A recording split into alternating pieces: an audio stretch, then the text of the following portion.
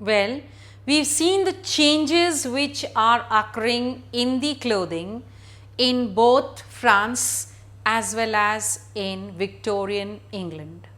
But let's see about the dress reforms which came about in America. In America, first of all, the white settlers began reacting against the traditional feminine clothes. It was a long skirt which was to be worn by the women, which gathered lot of dust, and it was not easy to carry that skirt. So the people and the women especially started demanding that the long skirts were not comfortable or were not a working dress. And if women had to become independent, if they had to have a status in the society, they have to actually grow professionally. That is why they started demanding that there should be a change in the dress code. A dress which was shorter so that they could work easily, the movement was easy, this was demanded by them. Well, especially the National Women's Suffrage Association in 1870s led by Mrs. Stanton and Association of American Women's Suffrage led by Lucy Stone asked for dress reforms. They strongly felt that the dress has to be simplified, there has to be short skirts, and the corsets have to be actually withdrawn from the women wardrobe. Only then will come a real revolution.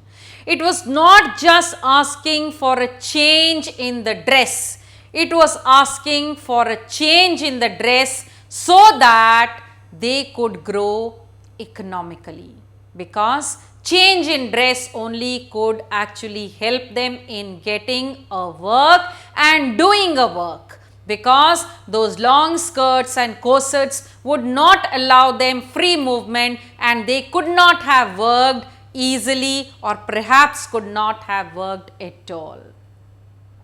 Well, these reformers who were steadily asking for reforms in the dress, it was not easy for them. They were criticized constantly by the conservatives who wanted the women to dress up in a particular style because they felt that that was justified. Because in that dress the women looked feminine, because in that dress women looked graceful, because in that dress women looked like a woman. But it is not exactly what the conservatives feel is right. Of course, the pressure was so much on the reformers that they had to actually come back to the old traditional style of dressing up after attacks from the conservatives. So you see, a history is being made unless you actually start dressing up in a particular style which is accepted by the society at large. It is not so that I dress up in a particular style today and the people accept it because I feel that is right and comfortable.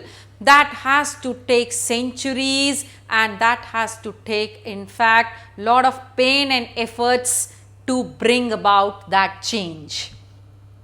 Of course, the change was clearly visible in the 19th century America when the women started dressing up in comfortable style, in a style that could make them work easily.